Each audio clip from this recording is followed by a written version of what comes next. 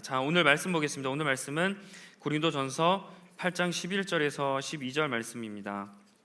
고린도전서 8장 11절에서 12절 말씀, 성경 있으신 분들은 찾으시고요. 고린도전서 8장 11절에서 12절 말씀 함께 봉독하도록 하겠습니다. 시작. 그러면 그 약한 사람은 당신의 지식 때문에 망하는 것입니다. 그리스도께서는 그 약한 신도를 위하여 죽으셨습니다. 이렇게 여러분이 형제자매들에게 죄를 짓고 그들의 약한 양심을 상하게 하는 것은 그리스도께 죄를 짓는 것입니다. 아멘. 오늘 설교는 죄를 짓게 하는 죄라는 말씀을 가지고 함께 은혜를 나누고자 합니다. 오늘 설교는 지난주 설교와 본문이 같은 본문이죠. 지난주 혹시 말씀 기억하시는 분 계시나요? 기억하시죠? 혹시 예화나 보니까 제가 이런 소리 했던 것만 기억하시지 않으실 거라 믿는데, 지난주 설교를 잠깐 떠올려 보면 우리는 모든 것을 할 수 있는 자유가 있다. 그런데 그 자유를 사용하다가 다른 사람들을 좀 어렵게 하는 경우가 있고, 특히 믿음이 약한 사람들의 신앙이 무너지게 하는 경우가 있으니 우리가 이 자유를 함부로 사용해서는 안 된다라는 말씀이었어요.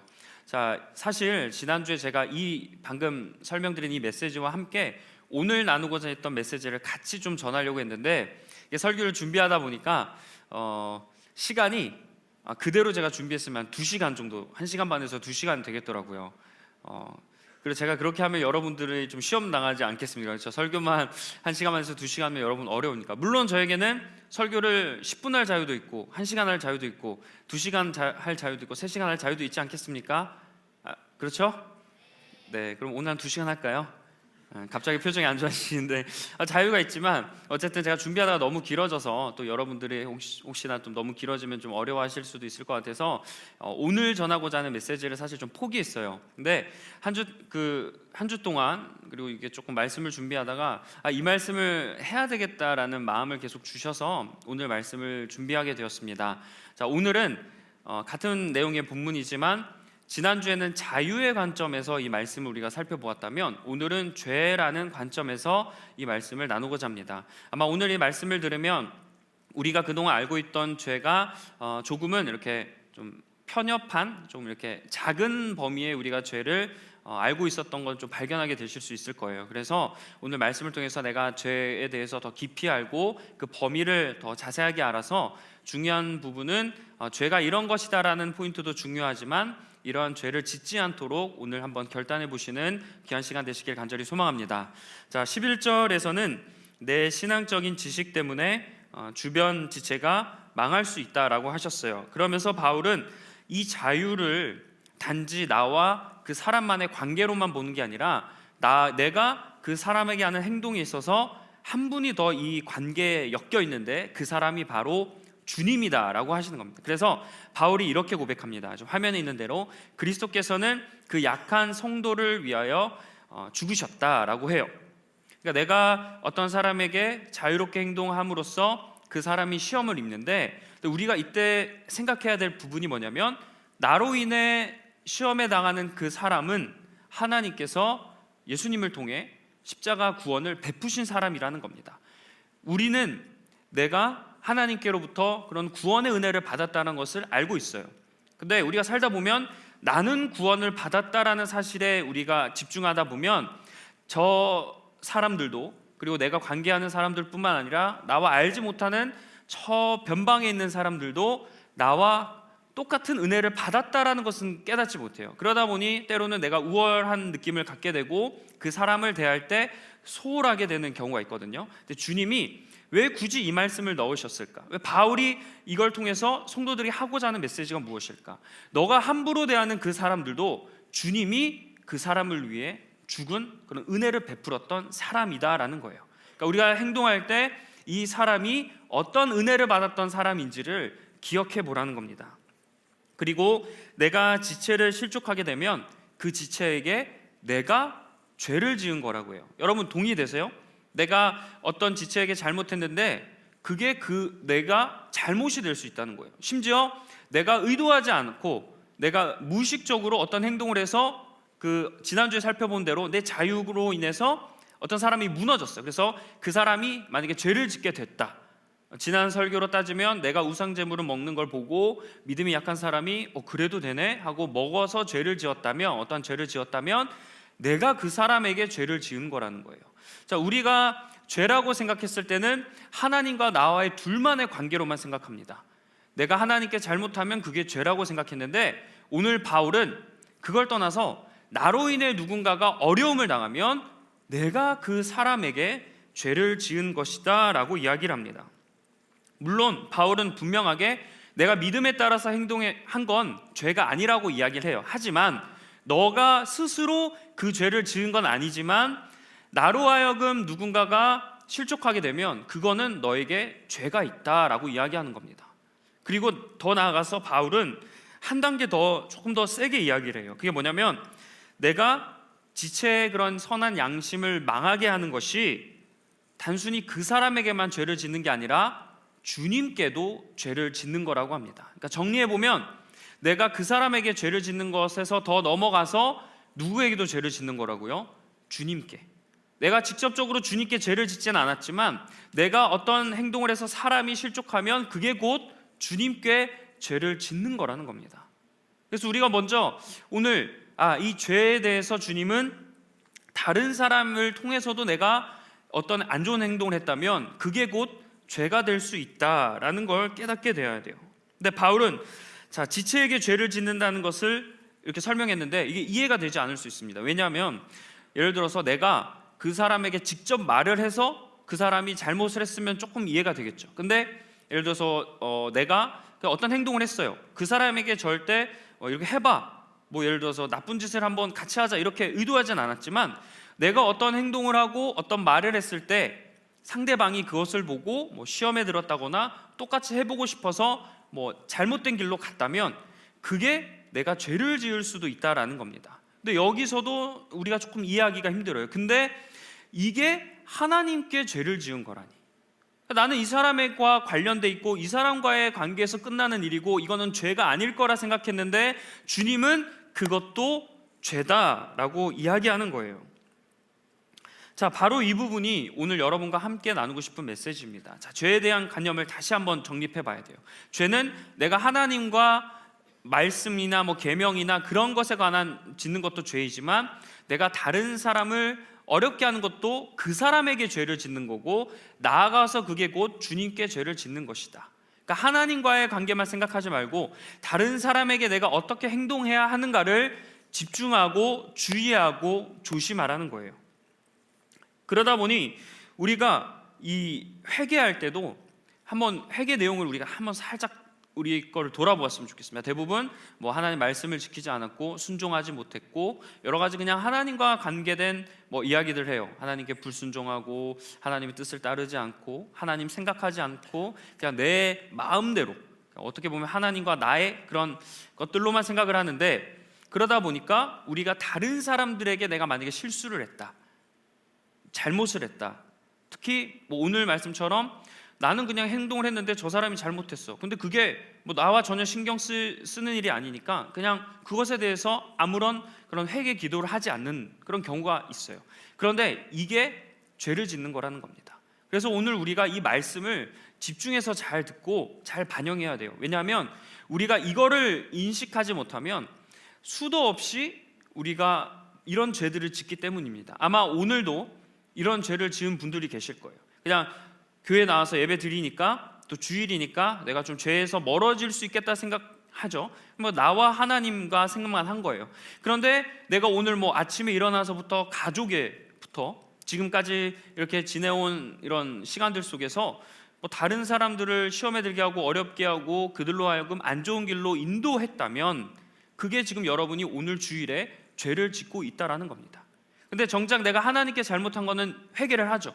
예배 시간이든 돌아보면서든 마음에 인지하고 내가 이건 잘못하고 있다라는 걸 느끼며 살아가는데, 정작 그런 부분에 대해서, 이 사람과 관련된 부분에 대해서는 전혀 회개하지 않고 죄라고 생각하지 않으니 용서를 구하지도 않고 그냥 그렇게 그러려니 살아간다는 거예요. 자, 이런 죄에 대한 그 개념은 바울이 스스로 자기가 생각해서 만든 게 아닙니다. 예를 들어서 고린도 교회를 보니까 문제가 너무나 많아요. 그래서 이 사람들을 좀 옳은 길로 인도해야 되겠다 싶어서 바울이 머리를 쥐어서 짜낸 게 오늘 말씀이 아니에요. 자, 바울은 그의 믿음과 신학과 뭐 이런 것들은 다 주님에게서 나온 겁니다. 그러니까 바울 서신이 성경에 포함되어 있는 거죠. 그리고 오늘 본문도 마찬가지인 거예요. 자, 그러면 우리가 바울이 이런 얘기를 했는데 그러면 주님께서도 똑같은 이야기를 하셨을까? 이 말씀을 찾아보면 이게 정확한 신앙이라는 걸 알 수 있겠죠. 자, 그러면 주님께서 이렇게 말씀하셨어요. 누가복음 17장 1절인데 현대인의 성경 버전으로 보면 조금 더 의미가 살아서 현대인의 성경을 좀 준비해봤는데, 자, 이 말씀을 보면 세상에는 죄 짓게 하는 일이 언제나 있기 마련이지만 죄 짓게 하는 그 사람에게는 불행이 닥칠 것이다 라고 이야기해요. 이게 주님의 말씀이거든요. 그러니까 주님은 먼저 인정했어요. 세상에는 죄를 짓게 하는 일들이 언제나 있다는 거예요. 그러니까 죄를 지을 수밖에 없다. 여러분이 의지가 있어도 내가 말씀대로 살아가려고 해도 죄를 지을 수밖에 없잖아요. 그래서 여러분들 스스로 고민하고 어려워하고 막 고뇌하고 슬퍼하지 않습니까? 근데 그러한 일이 주님도 인정해요. 있을 수밖에 없다. 그러나 주님이 이어서 한 가지 더 중요한 말씀을 하시는데 그게 뭐냐면 어떤 사람에게 죄를 짓게 했던 그 사람은 불행하게 된다는 겁니다. 그러니까 내가 스스로 잘못해서 죄를 짓는 거, 세상으로 하여금 죄를 짓는 거는 괜찮지만 이해할 수 있지만 나로 인해서 어떤 사람이 죄를 짓게 되는 건 주님이 용서하지 않겠다는 겁니다. 자, 주님도 바울처럼 똑같은 거예요. 형제를 실족하게 한 사람에 대해서 그 죄값을 묻겠다. 그거는 용서받지 못하는 일이다 라고 이야기하는 겁니다. 자, 그리고 마가복음 9장 42절에 보면 주님이 다시 한 번 더 이야기하시는데, 자, 이 말씀을 볼게요. 자, 또 너를 믿는 이 작은 사람들 가운데서 하나라도 죄짓게 하는 사람은 차라리 그 목에 큰 맷돌을 달고 바다에 빠지는 편이 낫다라고 이야기하십니다. 자, 말씀에서 큰 맷돌을 이렇게 목에 달고 바다에 빠지는 사람이 누구예요? 실족해서 죄를 짓게 되는 사람입니까? 죄를 짓게 되는 사람을 빠뜨린다고 주님이 말씀하지 않으세요. 누구예요? 어떤 사람에게 실족하게 해서 죄를 짓게 만든 그 장본인을 주님께서 이렇게 벌을 내리시겠다는 겁니다. 자, 방금 언급한 이 맷돌, 이 큰 맷돌은 사람이 직접 돌릴 수가 없습니다. 왜냐하면 이게 큰 맷돌은 당시에 한 몇 톤 정도가 나갔다 그래요. 그래서 사람이 그들의 힘으로 돌릴 수는 없고 뭐 가축이나 이런 동물들의 힘을 입어서 이 맷돌을 돌렸다고 합니다. 근데 이 맷돌을 고대 그 로마에서는 형벌로 사용했습니다. 그러니까 큰 맷돌을 사람 목에 메어서 이렇게 바다에 빠지게 했는데 어떤 사람들을 이런 벌을 내렸냐면 정치적이나 뭐 사회적으로 혼란을 주는 사람이나 도덕적으로 타락한 사람들, 그러니까 흉악범들을 이런 벌을 준 거예요. 자, 근데 지금 주님께서는 그 흉악범에게 하는 그 벌을 지금 언급하시는 겁니다. 그냥 단순히 너가 어려움을 당할 것이다, 너에게 불행이 찾아올 것이다 라고 이야기하셨는데 그거를 좀 더 자세히 이야기해 보면 맷돌을 달리는 그 크고 무섭고 엄중한 벌이 실족하게 한 사람에게 임한다는 거예요. 자, 그러면 이 주님께서 이 뭐 맷돌 비유를 하셨는데, 근데 우리가 문장을 잘 봐요. 다시 한번 잠깐 PPT 띄워주시겠어요? 아까 좀 전에 그 맷돌 말씀 띄워주시면, 자, 이 말씀을 보면요, 차라리 그 하나라도 죄짓게 하는 사람은 차라리 그 목에 큰 맷돌을 달고 바다에 빠지는 편이 낫다예요. 자, 편이 낫다. 자, 이 말을 잘 이해해야 되는 게 뭐냐면 실족하게 하는 사람을 바다에 빠뜨린다가 아니라 그게 더 낫다. 이 엄하고 가혹한 벌이 그게 더 낫다는 거예요. 그 말은 뭐예요? 하나님은 이거보다 더 심한 벌을 그 사람에게 내리겠다는 겁니다. 이 맷돌의 형벌도 너무나 힘든 벌인데 주님은 더 큰 벌을 실족하게 만든 사람에게 내가 내릴 것이다 라고 주님이 말씀하시는 거예요. 자, 그래서 오늘 이 시간에 우리가 죄에 대해서 조금 더 깊고 진지하게 좀 알아갔으면 좋겠습니다. 사람이 우리가 스스로 세상 가운데 살면 죄를 지을 수밖에 없어요. 근데 내가 어떤 걸 하면서 죄를 짓는 것, 그래도 주님은 그거 인정한다는 거예요. 근데 내가 다른 사람을 안 좋은 길로 인도하고 그들이 하나님께 악을 행하는 행동을 하게 한 그 사람은 하나님께서 책임을 물으신다는 겁니다. 그것도 엄격한 벌 중에 더 심한 벌을 주님이 내리신다는 거예요. 자, 내가 하나님께 잘못한 것도 죄예요.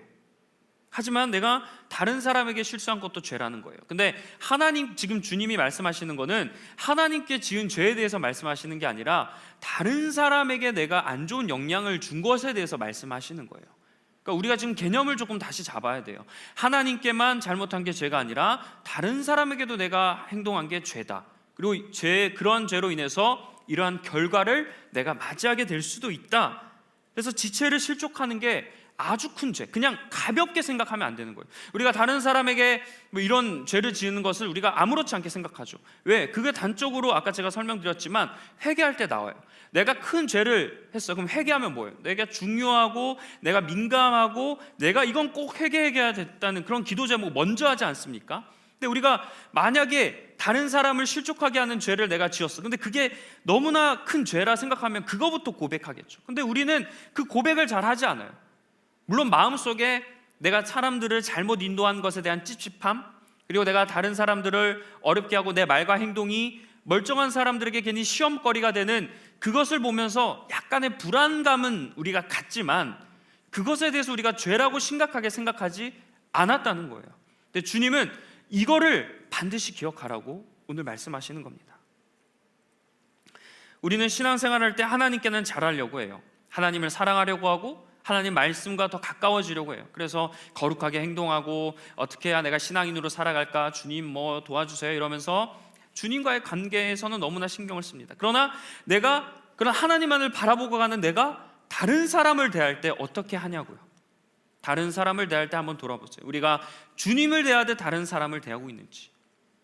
하나님께 잘하는 사람들이, 왜 예수님을 믿는 사람들이 왜 세상에 손가락질을 받겠어요?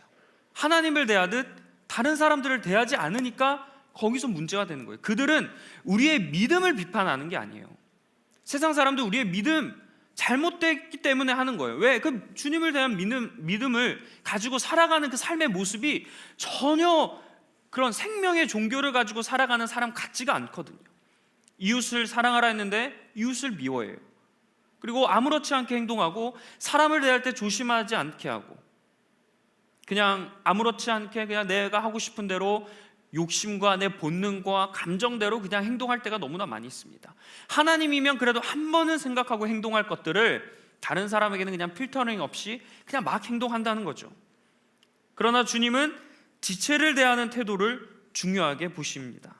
이웃을 사랑하는 것을 넘어 이웃을 어떻게 대해야 하는가 주님은 말씀하시는 거예요. 그럼 도대체 주님은 왜 이렇게까지 다른 사람들에게 잘하라고 이야기하시는 걸까? 왜 나만 집중하고 나만 잘하면 되지? 왜 주님은 다른 사람을 어떻게 행동해야 되는지에 대해서 이렇게 강하게 이야기하실까?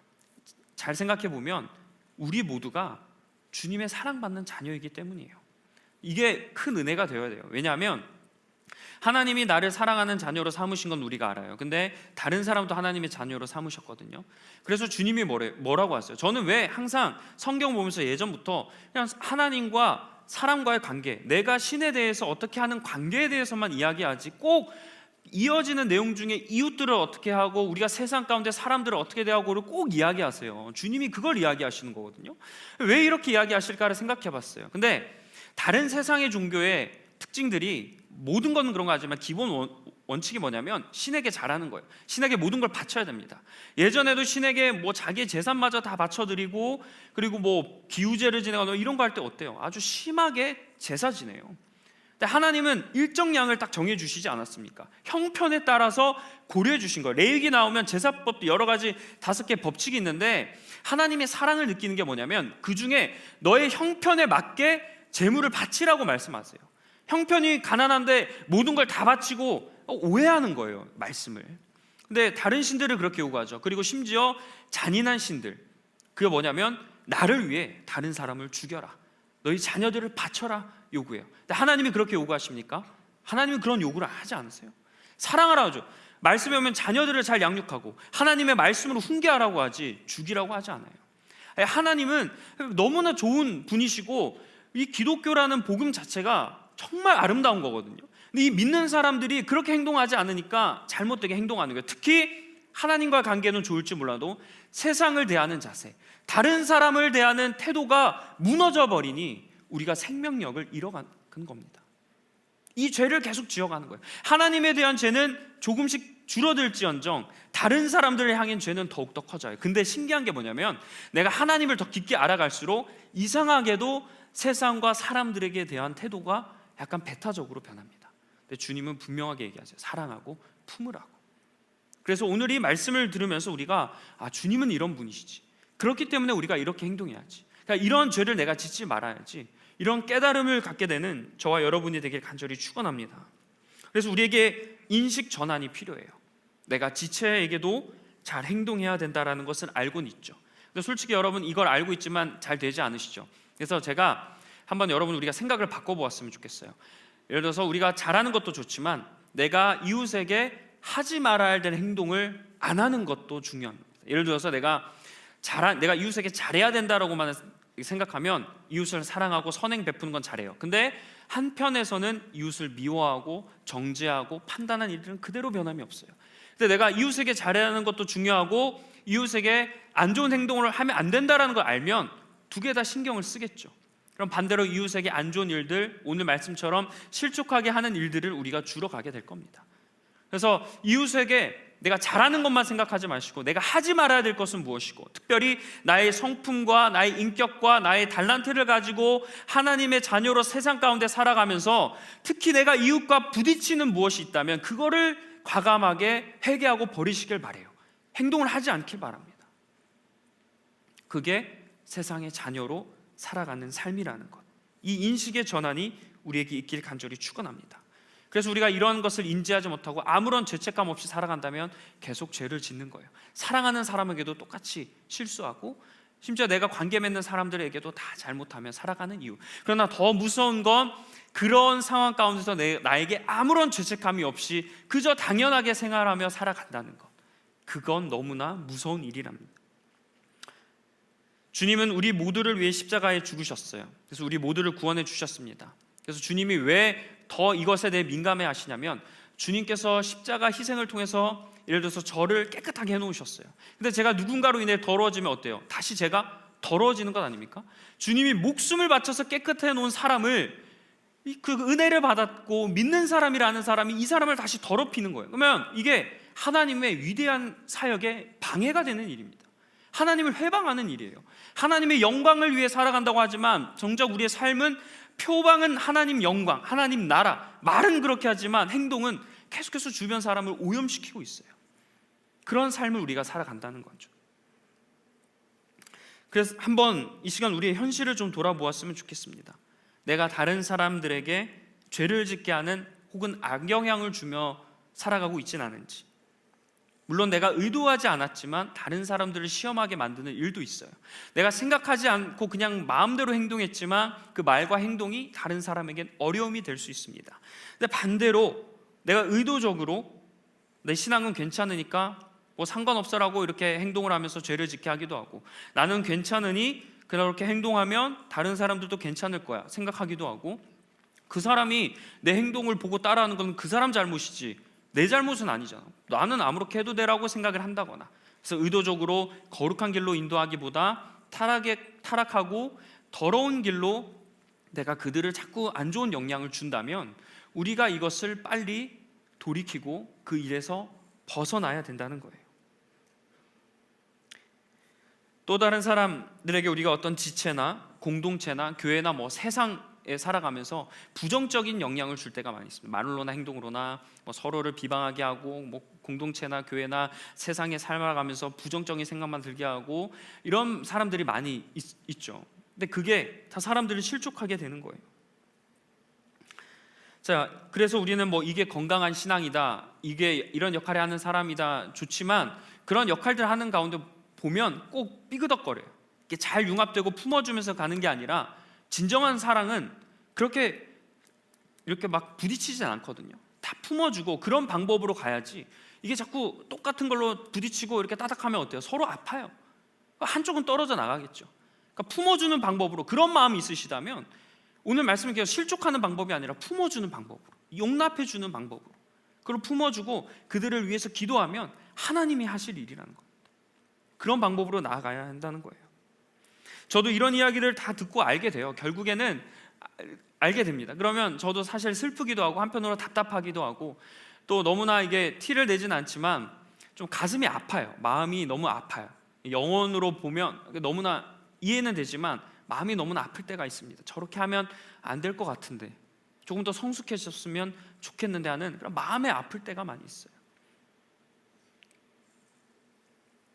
그래서 제가 더욱더 오래 제자가 되자, 우리가 하나님께 더욱더 나아가자라고 그렇게 계속 주장하는 이유가 이런 모습들을 우리가 좀 버렸으면 좋겠으니까 제가 제자가 되자고 계속 강조하는 거예요. 혹시 내가 교회에 있거나 믿는 사람들이 있으면 죄와는 멀어질 거라 생각하시죠? 예를 들어서 내가 기도 모임을 하고 어떤 선한 일을 하고 말씀을 읽는 모임을 했다, 주님의 이름으로 모였다, 그러면 내가 거룩한 길로 나아가는 것이라고 생각할 수 있는데 꼭 그렇지만은 않아요. 예를 들어서 내가 기도 모임을 하고 모임 때는 좋아요. 막 그의 나라 의를 위해서 공동체에서 막 뜨겁게 부르짖었어요. 근데 끝나고 나오면서 밥을 먹거나 카페를 가거나 어디 가서 이야기를 하는데 분명히 입술로 기도했던 입술인데 다른 자리에 가서 야 누가 저렇더라 샤샤샤 이렇다더라 샤샤샤, 분명히 기도했던 입술이 어느 순간에 그 자리만 나오면 똑같이 그런 모습들을 우리가 보여요. 거룩한다고 하면서 심지어 약간의 좀 양심의 가치, 신앙의 가책을 느끼려면 교회 안에서 그런 얘기를 하면 안 돼요. 하나님의 성전에서 그런 이야기를 어떻게 우리가 할 수 있겠어요? 근데 우리는 교회 성전에서도 너무나 쉽게 그런 일들을 한다는 겁니다. 그러면서 누군가는 동조하는 사람도 있을 것 같지만 그 가운데 누군가는 그 얘기를 듣고 실족한다면 그 사람에게 죄를 짓는 거라는 거예요. 내가 꼭 교회 안에 있으면, 믿는 사람들끼리 있으면 죄와는 멀어진다는 생각을 버려야 돼요. 오히려 더 많이 알고 있고 더 깊게 알아갈수록 더 큰 죄를 지을 수 있다는 겁니다. 그러니까 우리가 늘 이 말씀을 기억해서 더욱 조심하고 주의해야 한다는 거예요. 그런 말을 하고 싶어도, 그런 행동을 하고 싶어도, 그런 표현을 하고 싶어도 혹시나 누군가는 실족하지 않을까, 그런 마음을 가지고 우리가 살아가야 한다는 겁니다. 저는 사실 이 말씀을 준비하면서 되게 공감됐던 게 제가 이제 학생일 때 그때는 이제 파트 사역자로 이렇게 사역을 했었어요. 학생이니까 나이도 어리기도 하고 교회에 대해서 잘 모르고 그냥 순수 할 때죠. 근데 사역을 하다가 힘든 일을 많이 겪었는데 그 힘든 일이 어떤 건 줄 아세요? 예를 들어서 일이 많아서 힘들다? 아니에요. 사역의 스케일이 너무나 크다? 아니에요. 목회자들 사이에 약간 슬픈 유머가 하나 있는데 코끼리를 냉장고에 넣으려면 전도사한테 시키면 된다라는 말이 있어요. 똑같이 의사들은 인턴한테 시켜라, 교수들은 조교한테 시켜라 하듯이 그런 약간 우스갯소리가 있어요. 근데 그런 것처럼 말도 안 되는 일을 제가 하게 돼서 힘들었다? 아니에요. 제가 힘들었고 어려웠던 순간들은 사역자들끼리 혹은 성도들끼리 서로 오늘 말씀처럼 시험을 주고 서로 막 뜯어지고 말씀을 들으면서 아멘 예배드리면서 은혜 받는 사람들이 그 자리를 벗어나면 서로 이렇게 부끄러운 일들을 하는데 전혀 그것에 대해서 양심의 가책을 느끼지 못하며 그냥 그렇게 살아가는 그 모습을 볼 때 순수한 나머지 거기에 되게 어려움을 많이 느꼈어요. 물론 저도 그 사람 중에 한 명이었을 수도 있죠. 그러나 지금이야 그래도 성장하고 나이도 들고 또 이렇게 목사가 되고 이러면서 좀 많이 내성이 생기고 믿음이 생겨서 괜찮지만 그런 어려움들을 많이 느꼈습니다. 여러분들도 좀 이런 분들이 분명히 계실 거예요. 그렇다고 믿음이 연약한 분들이 계시다면 내가 믿음이 연약한 게 무기가 되지 않았으면 좋겠어요. 이게 어떤 의미냐면 내가 믿음이 연약하니까 너희들 나에게 다 맞춰라 라든지, 내가 믿음이 연약하니까 내 이야기를 나에게 잘 대우해달라는 그런 마음을 갖지 않길 바래요. 왜냐하면 믿음이 연약한 여러분도 상대적인 거잖아요. 이게 누군가에게는 어려움을 줄 수 있습니다. 그러니까 믿음이 강한 사람은 믿음이 약한 자들을 배려하고, 나는 믿음이 약하다고 생각한다면 또 누군가 내가 믿음이 또 좋은 사람이나 나보다 더 약한 사람이나 나와 같은 사람에게 시험을 줄 수도 있다는 걸 기억하면서 우리는 늘 조심하고 그러니까 더 거룩해져야 되고 더 성장해지도록 노력해야 한다는 거예요. 그래서 우리 모두 이렇게 늘 깨어 있어서 주의 말씀을 따르는 모든 자들이 되길 간절히 축원합니다. 자, 마지막으로 우리가 말씀 하나 보면서 설교를 마무리하도록 할게요. 고린도전서 8장 13절의 말씀입니다. 고린도전서 8장 13절 말씀인데 저희 함께 다 같이 한 목소리로 한번 읽어보겠습니다. 시작. 그러므로 음식이 내 형제를 걸어서 넘어지게 하는 것이라면 그가 걸려서 넘어지지 않게 하기 위해서 나는 평생 고기를 먹지 않겠습니다. 네, 이 말씀은 사도 바울이 했던 고백이에요. 그러니까 오늘 11절, 12절을 우리가 보고 그 다음에 바울이 8장을 거의 마무리하면서 하는 이야기입니다. 근데 바울이 이 음식, 지난주에 얘기했던 우상에게 바친 음식을 말하는데, 바울이 나는 음식을 먹을 수는 있다. 그런데 그 음식을 먹는 게 내 형제를 걸어서 넘어지게 하는 것이라면 나는 평생 고기를 먹지 않겠다라고 해요. 왜냐하면 바울이 사도잖아요. 근데 나로 인해 누군가가 죄를 짓게 되면 그거는 사도로서 하지 말아야 할 일을 한 거지 않습니까? 그래서 바울은 나는 평생 먹지 않겠다고 바울이 고백한 거예요. 자, 이런 고백이, 이런 신앙의 결단이 우리에게 반드시 필요한 줄 믿습니다. 우리가 다른 사람들의 그런 행동을 통해 그들이 죄를 짓지 않게 하기 위해서, 그리고 그것을 통해 내가 결국 하나님께 죄를 짓지 않기 위해서 오늘 이 바울의 고백처럼 우리가 늘 행동을 주의해야 할 줄 믿습니다. 그래서 앞으로는 하나님을 대할 때 우리가 진심으로 정성껏 대하듯이 다른 사람을 대할 때도 마찬가지고 조심하며 유의하며, 그리고 오늘 말씀처럼 이 죄에 대해서 늘 민감해하며 모든 사람들과 더불어 살아갈 수 있는 저와 여러분이 되는 우리 귀한 리버스 청년부가 되길 주님의 이름으로 간절히 축원합니다. 기도하겠습니다. 하나님, 오늘 우리가 죄에 대해서 말씀을 나눴습니다. 그동안 우리가 죄라고 하면 내가 하나님과의 관계 속에서 잘못하는 것들만 죄라고 생각했지만, 주님은, 또 사도 바울은 사람들과의 관계에 있어서도 내가 죄를 지을 수 있고 결국 그 죄가 하나님께 죄를 짓는 것이다 말씀합니다. 나와 하나님이 연결되어 있듯 다른 사람들도 하나님과 연결되어 있습니다. 그래서 내가 다른 사람에게 잘못한 것이 결국 하나님께 잘못된 행동이라는 겁니다. 하나님, 오늘 말씀을 돌이켜보며 우리가 죄에 대해 더 깊고 또 다른 깨달음을 얻게 하시니 감사합니다. 이제 더 깊은 그런 죄의 속성을 깨달았으니 이제 우리의 삶 가운데서 하나님께 죄를 짓는 그 순간들을 더욱 멀리할 수 있는 우리 귀한 리버스 청년부 되게 하여 주시옵소서. 내가 오염들면 거룩하신 하나님을 바라보는 게 힘들어집니다. 근데 다른 사람마저 내가 오염시키면 그거는 선한 길로 인도하는 사람이 아니라 음침한 사망의 골짜기로 인도하는 사람이 되어버립니다. 하나님, 우리가 복음을 가지고 살아가야 할 텐데 날마다 제 십자가를 짊어지고 살아가는 그 순간 속에서 다른 사람들을 위해 늘 고민하고 내가 다른 사람에게 죄를 짓지 않도록 조심하며 그들을 선하고 의로운 길로 인도하겠노라고 결단할 수 있는 우리의 건강한 신앙인의 삶의 모습으로 살아가도록 인도하여 주시옵소서. 모든 말씀 우리 주 예수 그리스도의 이름으로 기도합니다.